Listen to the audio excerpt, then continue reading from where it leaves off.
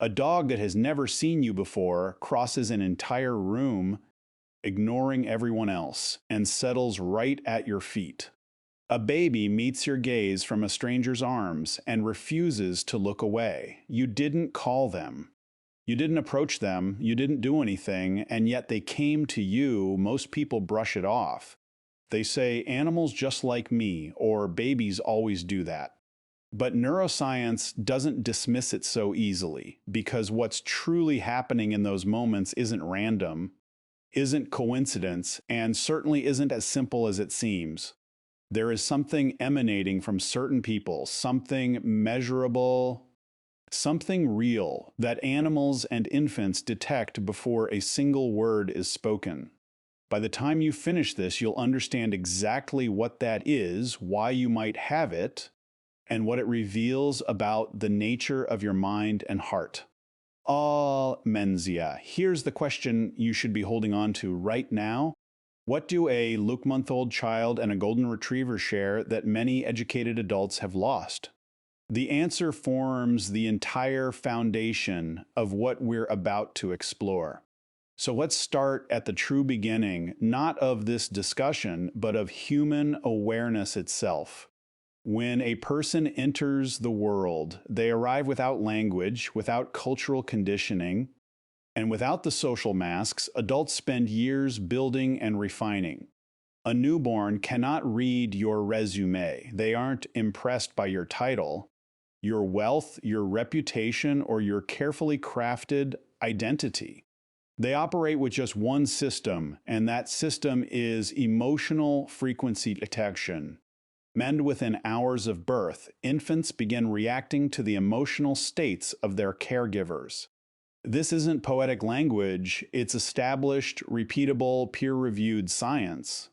Research in developmental psychology has consistently shown that newborns exhibit clear physiological stress responses, higher cortisol levels, disrupted sleep, increased crying when held by adults who are internally anxious, even if those adults appear calm on the surface.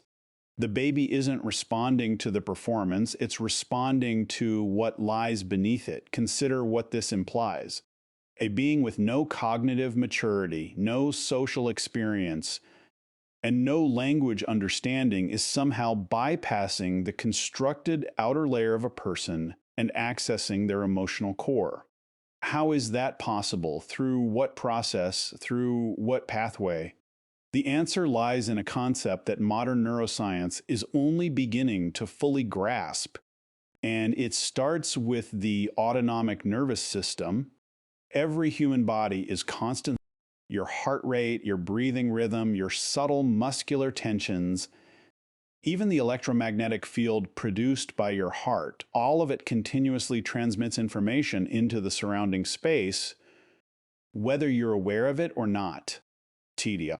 The HeartMath Institute has presented extensive findings showing that the human heart generates an electromagnetic field extending several feet beyond the body, and that this field shifts noticeably depending on emotional state.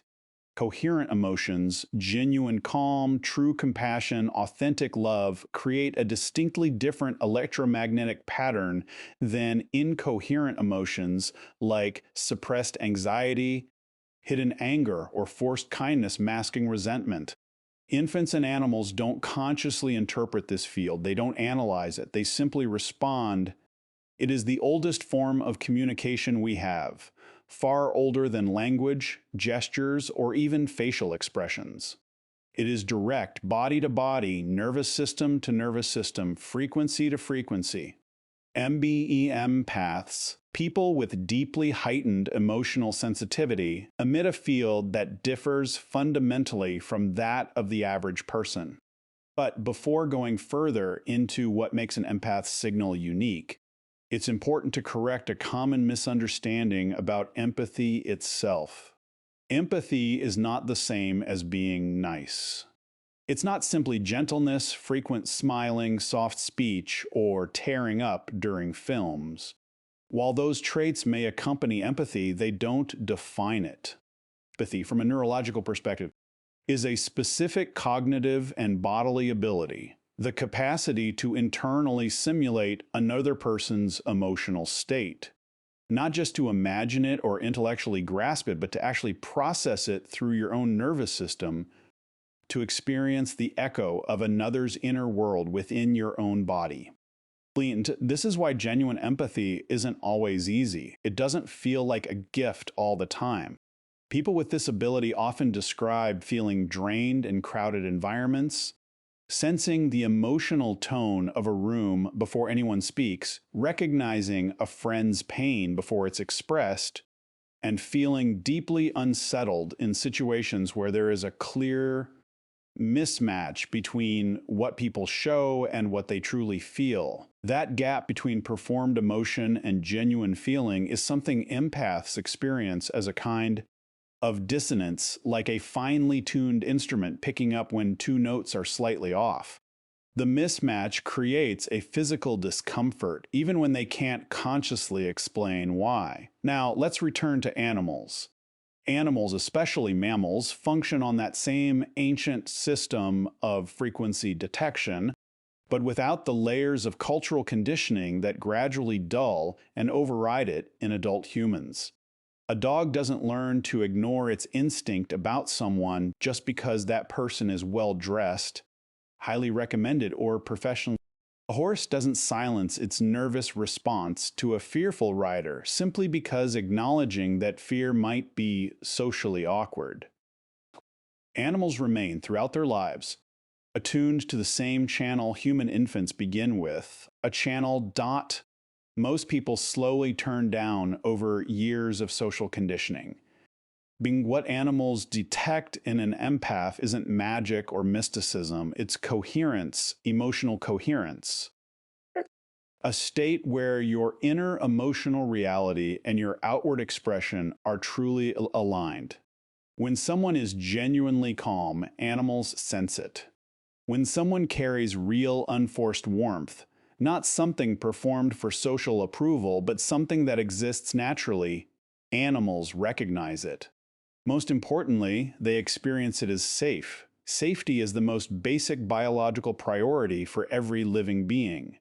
Before food, before comfort, before pleasure, safety comes first. And safety isn't determined through logic. It's assessed at the level of the nervous system, through frequency. Means animals and infants are constantly asking the same silent questions of everyone they encounter. Is your nervous system steady? Is your internal state consistent? Are you truly what you appear to be?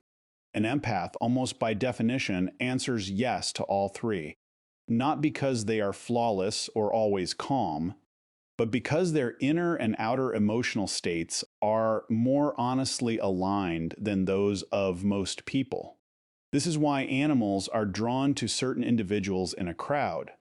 It's why a cat that avoids everyone else may climb directly into the lap of the one person who seems least likely on the surface. That person isn't necessarily the loudest, the most enthusiastic about animals, or the most outwardly expressive. Often, they're the one sitting quietly, internally balanced, emotionally coherent, and naturally present. The cat isn't making a social choice. It's making a nervous system decision. It's work. If this resonates in a way that feels deeply personal, if you've often been the one animals approach, and babies fixate on, share this with someone you know who has always had that same quiet, unexplainable connection. They should know that what they carry isn't ordinary. It has a name, a scientific basis, and a significance far greater than the world tends to acknowledge. Now let's go deeper because understanding the mechanism is only the first layer. The more meaningful question is, what does it do to a person to live with this level of sensitivity? What kind of psychological structure belongs to someone who is, in essence, a living tuning fork for emotional truth? Research into what are often called highly sensitive individuals, a term introduced by psychologist Elaine Aron, though the idea extends beyond any one framework, consistently points to a distinct neurological pattern. The brains of highly sensitive people show increased activity in regions linked to awareness, empathy, and sensory processing. The mirror neuron system, the network that allows us to internally simulate others' experiences, appears to operate with greater intensity and lower thresholds in these individuals. It activates more easily, more fully, and in response to subtler signals. What does that mean in everyday life? It means that when someone near you is in pain, your brain doesn't just register that fact, it begins to simulate that pain internally. You don't simply understand that they're hurting, part of your own system starts to feel it with them. This isn't a flaw in character or a matter of being too sensitive in the dismissive way people often suggest. It's a biological reality, a measurable neurological difference, and it has existed across human history for a reason. Think about what human communities needed to survive. They relied on individuals who could sense danger before it became obvious, who could detect fear in a stranger before any aggressive action occurred. They needed those who could recognize illness in others before symptoms were consciously acknowledged. They needed people capable of holding emotional stability within a group during crisis, not through dominance or force, but through the quiet strength of remaining regulated while others panicked. In that sense, empaths served as the emotional immune system of early human groups. And animals, in their own way, recognize this. They still recognize it. And there's something here worth truly considering, a deeper implication that most people quickly overlook. If animals and infants consistently gravitate toward empaths, if they cross rooms, lock eyes, settle at their feet, curl into their laps, and refuse to look away, then what they're doing is a kind of testimony. With their completely unfiltered nervous systems, they are bearing witness to something the adult world often fails to acknowledge. Without words, without social motives, without any ability to flatter or manipulate, they are saying, "You are safe, you are genuine, there is something different about you." Bongens. But how does an empath experience this? Because here lies a complicated, bittersweet reality. Many empaths have spent large parts of their lives being told that the very trait animals and babies respond to as something rare is actually a flaw. They've been labeled too emotional, urged to toughen up, told not to take things so personally, and advised to stop absorbing others' energy. Their sensitivity has been dismissed or even punished. The same sensitivity a dog perceives as light and a baby experiences as comfort. Changalanja. This is one of the striking contradictions in human social life. The very quality that nonverbal beings, those incapable of social performance and responsive only to what is real find worth approaching, is the same quality adult society often tries to suppress or reshape. Why does this happen? Because emotional coherence can be unsettling in a world built on emotional performance. When you can sense the gap between what someone says and what they truly feel, when your nervous system detects inauthenticity as clearly as an alarm detects smoke, your presence can become uncomfortable in certain environments. Not because of anything you say or do, but because your awareness reflects something others may not want to face. This is why empaths are often both valued and avoided, sought out in moments of crisis, but kept at a distance in everyday situations, trusted with deep truths, yet sometimes resented for perceiving them. There is a quiet tension in how emotionally sensitive individuals are treated, and that tension leaves lasting effects. The psychological cost of strong empathy, when unsupported or misunderstood, can be significant, ongoing emotional fatigue, difficulty separating one's own feelings from others, a tendency to feel responsible for the emotional climate around them, and vulnerability to relationships where their emotional steadiness is taken rather than returned. An untrained empath often becomes the emotional stabilizer in every environment they enter, and at the same time, the one most depleted by it. But everything begins to change when an empath understands what they carry. When sensitivity is recognized not as a weakness, but as a form of attunement, a biological ability to receive and transmit emotional states, your relationship to it shifts entirely. Instead of trying to suppress it, you begin learning how to guide it, how to stay present without being overwhelmed, how to offer steadiness without losing your own center. This is what mature empathy looks like, not shutting down sensitivity and not being consumed by it, but using it with awareness, intention, and balance. The difference between an empath who feels overwhelmed and one who functions effectively in the world isn't reduced sensitivity, it's increased self-awareness. It's the capacity to feel deeply while still maintaining clear boundaries, to be affected without being overtaken, to remain present without losing rate. When an empath reaches that level of integration, when they stop resisting or being overrun by their nature, something shifts in a powerful way. The animals and infants who were drawn to them were always responding to something real. But now the empath begins to recognize that truth within themselves as well. There's one more dimension to this that rarely gets discussed, and it may be the most revealing of all. There is a unique quality in the gaze of an infant that is unlike almost any other human experience.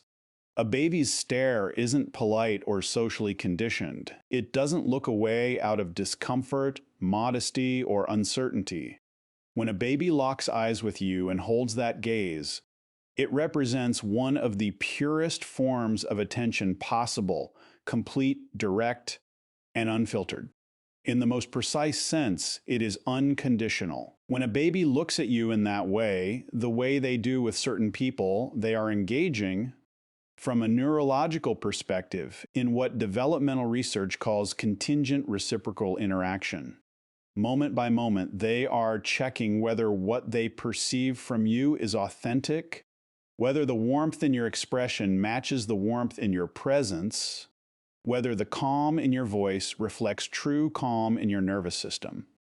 Babies are, in many ways, the most precise lie detectors we have, not because they analyze deception, but because they have no interest in anything except what is real. And above all, what they are seeking is safety. When a baby decides you are safe, truly safe, not just appearing safe, the nature of their attention shifts. They don't merely glance at you, they observe you with depth and focus. At the most fundamental level, they are learning that there exists a kind of human being whose inner state matches their outer expression, whose presence aligns with their intention, someone who can be fully felt rather than simply seen. This is what you represent to them. This is what you represent to the dog that crossed the room. You become living proof that the divide between authenticity and performance can be bridged, that it's possible to exist as a person who radiates something genuine. Don't underestimate the significance of that in a world saturated with performance algorithms, personas, and carefully curated identities, in a world where authenticity is often more branding than reality. The simple fact of emotional coherence is powerful. It stands against the norm. It is, in a very real sense, necessary. Animals recognize it. Babies recognize it. They always have. The real question is whether you recognize it in yourself. Now, you do. Milan, there's one final idea worth holding on to, perhaps the central piece that brings everything together. Empathy, in its fullest form, isn't just about perception, it's about presence. And true presence, steady, open, and undistracted, is one of the rarest things one person can offer another. It's rarer than intelligence, talent, success, wealth, beauty, or power because it demands something modern life often discourages. It asks you to pause, to be fully here, to allow what is real in another person to reach you, to matter, and to shape your inner experience in that moment. Animals live in that state of presence naturally. Infants exist entirely within it. And when they encounter someone who has preserved or rediscovered that quality, someone who is genuinely there rather than performing being there, someone who feels instead of displaying feeling, they recognize something deeply familiar, something instinctive, something essential that the world risks forgetting. Mend, you may have spent years wondering why animals are drawn to you, why dogs settle beside you without invitation, why babies hold your gaze so intently, why children confide in you, why even the most anxious animals seem to relax in your presence. Now you understand. It isn't coincidence or chance. It isn't just that you like animals or are naturally good with children. It's that you emit something authentic, something consistent, something that registers in the nervous systems of beings who haven't yet learned to ignore those signals. As safety, as warmth, as home, that is what people often call the empath's aura. Not something mystical or supernatural, but something grounded in real observable processes, neurological, biological, and deeply rooted in human evolution. And in a world that may need it more now than ever, it carries real importance. Dumlengium. The question is no longer whether you have it. Animals and infants have already answered that.